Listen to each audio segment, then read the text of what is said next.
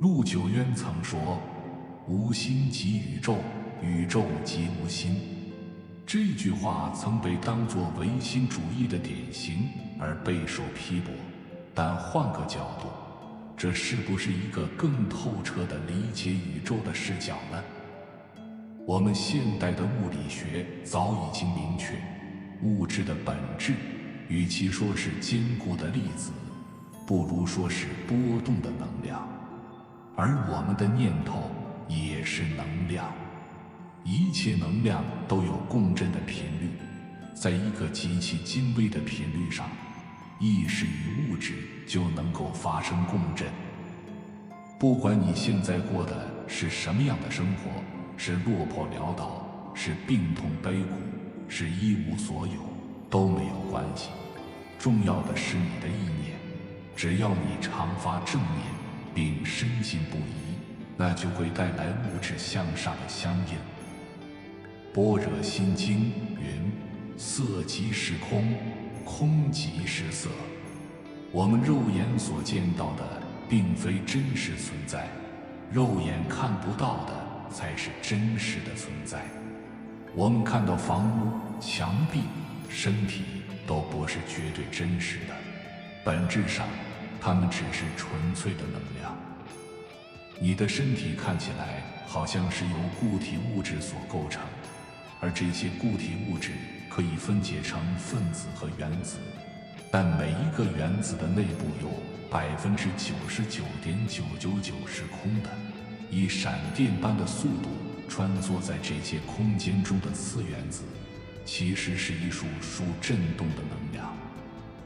这些能量并不是随便任意振动，振动其实就是携带讯息，整个讯息场会把讯息传送到宇宙量子场，创造物质世界及我们所看到的实相。亚瑟·斯坦利·爱丁顿说：“我们总是认为物质是东西，但现在它不是东西了。现在物质比起东西而言，更像是念头。”没错，物质是来自念头，是来自我们的思想。如果不是先有飞机的念头，科技是无法创造出飞机的。如果不是先有做这个视频的念头，这个视频也不会呈现在你的眼前。如果你剖析一张画，你会发现它是由画布和一些颜料所组成。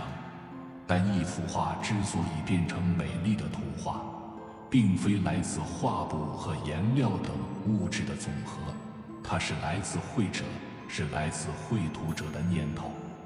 如果没有那个想法，也就不可能有那幅画。把一块方糖放在瓦斯上燃烧，只会产生火光、热和油腻的炭块。可是，如果把它吃进肚子，却能创造出许多事物。为什么？是因为思想把糖所提供的能量变成了梵谷的名画、台北的101大楼、肖邦的波兰舞曲和米尔顿的叙事诗《失乐园》。这些都是思想的结果。思想创造物质。这本书的写作也是来自思想，也是来自一个念头。至于对于你有什么影响，也要看你的思想。在梦中，比如说你被狗咬了一口，正当咬了一口马上就醒来的时候，那个脚后跟痛不痛？肯定是痛。在梦中也痛，醒来以后还感觉到痛，那其实梦中狗咬了你没有？没有。所以我们平时这个手搞个针刺一下，哎呦一声，是皮肉痛还是你心痛？我们自己都被自己糊弄了。其实如果我们能完全放下我执，放下烦恼习气，正到这种境界的时候，把你这个肉割下来，你也不会觉得痛，如同当年达摩祖师一般。外国人做过一个心理实验，2个罪犯张三、李四对面坐，当着李四的面，捡一块大火炭往张三手上一放，张三哇的一下子手被烫烂了，烫了一个大血泡，然后把李四的眼睛蒙起来，搞了这么大的一个冰块往李四手上一放，李四哇的一下手上也烫了个大血泡。如果李四睁着眼睛放一冰块在他手上，会不会烫一个大血泡啊？不会的。所以皮肤上的大血泡是被烫出来的，还是心里变出一个大血泡啊？都是心变出来的。楞严经里讲，毗邻家婆坐在路上遇到了一根毒刺，疼得不得了，然后他入定观照，叫心静下来，想着我们的肉身是无情的，它怎么会痛啊？这是我的意识心在作怪，他老是这样关照，就不感觉痛了。所以我们明白这个道理，就能战胜许多疾病。但是你必须持之以恒，以这种心念来调整你这个身体。我要命令我所有的细胞都在这里飞快地调整，因为我们这个生命体每隔7年它是一次大调整，每隔7个月、7天、7个小时是中调整、小调整。其实我们的心就能主宰我们的命。心即是一面镜子，你想什么，镜子里就现什么相，你就是那个东西，你应你自己的供养，这叫自心取自心。你生活所看到的一切都是来自思想，以及你思想所创造的结果。你的肉体、骨头与肌肉可被还原为70%的水分以及许多化学物质，然而你的思想却使你成为你。我们的每个思想和意念都负荷着不可思议的能量，这些能量会透过各种形式实践自己。你的思想会创造出疾病，也能治好疾病。你的思想能让你陷入痛苦，也能让你离苦得乐。思想创造出善与恶、美与丑、成功与失败、富有与贫穷、天堂与地狱。你生命经验的种种，通通都是你的思想所创造的。所谓一念一世界，我们是自己命运的创造者。我们外在所看到的一切，正是我们内心世界的呈现。英国诗人米尔顿在《失乐园》有句名言：心是聚气味，只在一念间，天堂变地狱，地狱变天堂。千万不要小看一个小小的念头，你的任何起心动念都是具有能量的。现代物理学家说，在微小的原子里存有巨大的能量。原子是这么的小，小到连显微镜都看不到。它只是一个推论，但它却改变了整个世界。日本长崎、广岛就是被原子能量所摧毁的。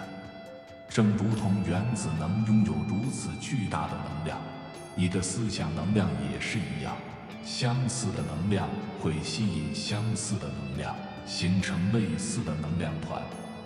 当这些类似的能量团在宇宙中彼此穿梭、碰触，慢慢的聚合在一起，也就形成了物质，形成了我们的世界。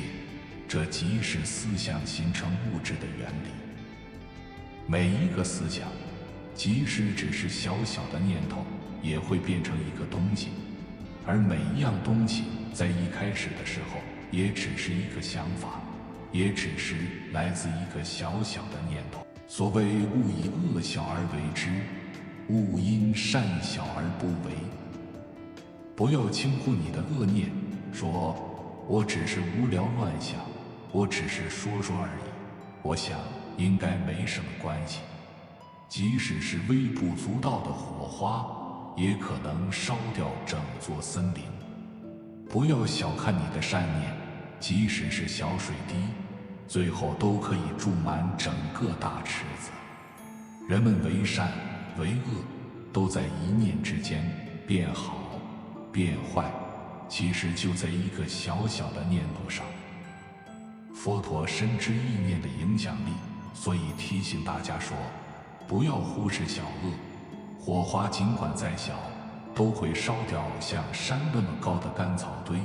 不要忽视小善，以为它们没有什么用，即使是小水滴，最后都可以注满大容器。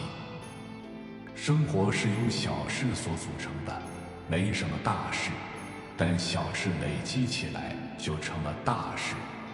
单单一个小小的善念，也许看起来没什么，但光是那个念头即是大大的福报。单单一个小小的动作，也许看起来没什么，但光是那个行动即是大大的善行。思想具有能量，语言是有声的思想，所以语言具有很强震波。当我们说一些不中听、不吉祥的话时，常会听到人们说，快闭上乌鸦嘴。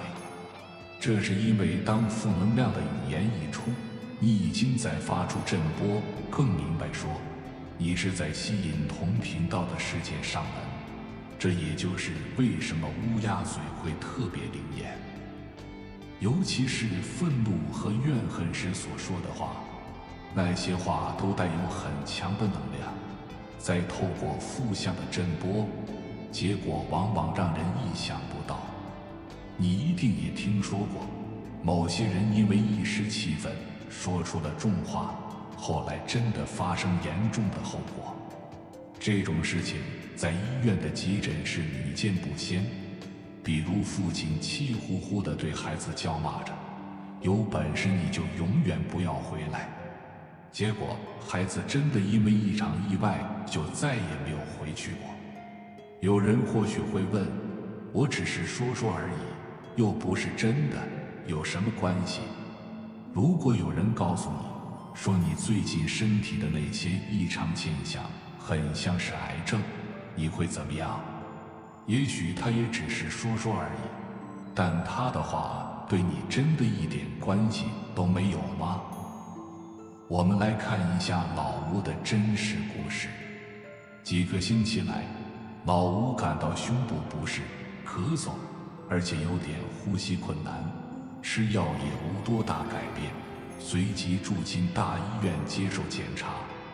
结果诊断出是一个快速发展的恶性肿瘤，医师预测他只剩下1-2个月的寿命。这个悲惨、可怕、难以接受的坏消息震撼了老吴和他的家人。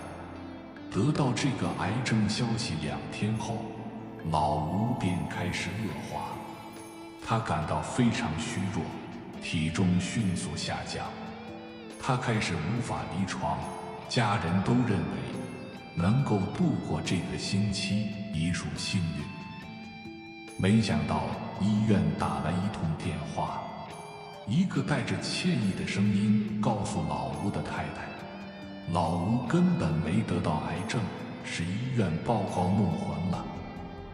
获知实情之后，老吴在24小时内立即离床，他的食欲恢复，疼痛也消失，而且行动自如。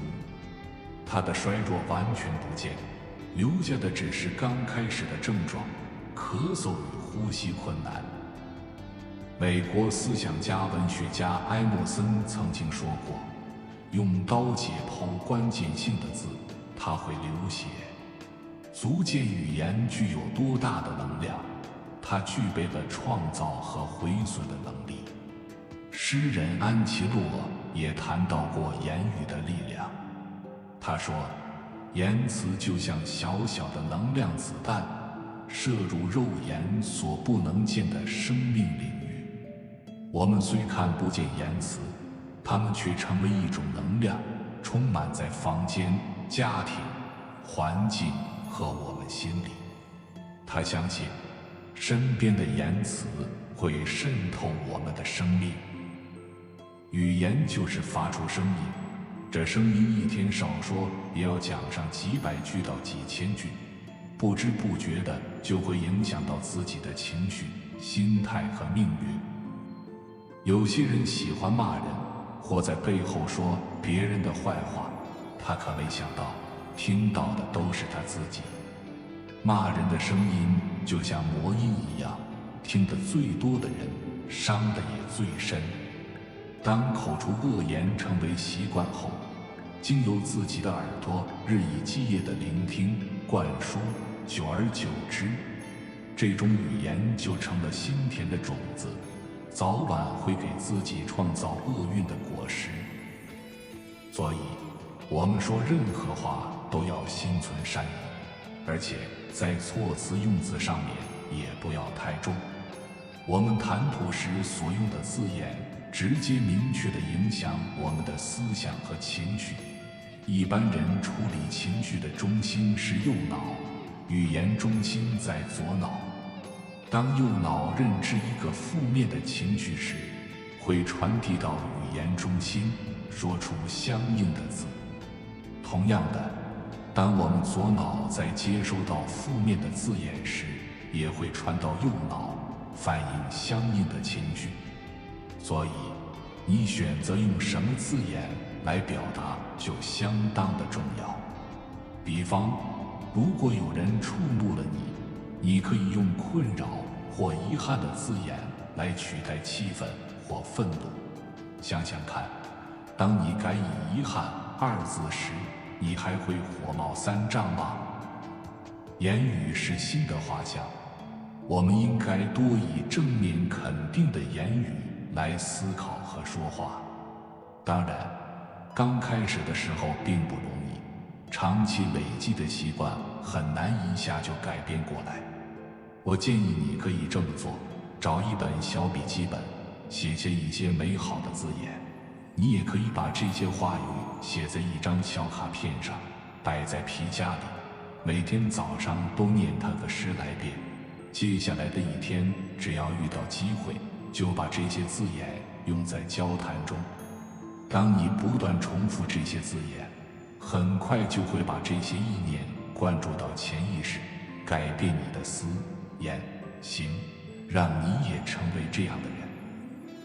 有道是，良言一句三冬暖，恶语一句9月霜。言语看似简单，但影响却相当深远。我们每个人都是魔法师，可以用言语对别人下咒，也可以用咒语帮助别人。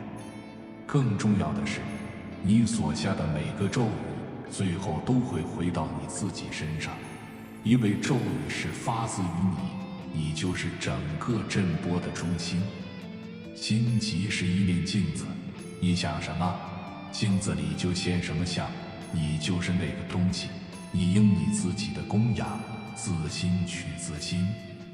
我心即宇宙，宇宙即我心。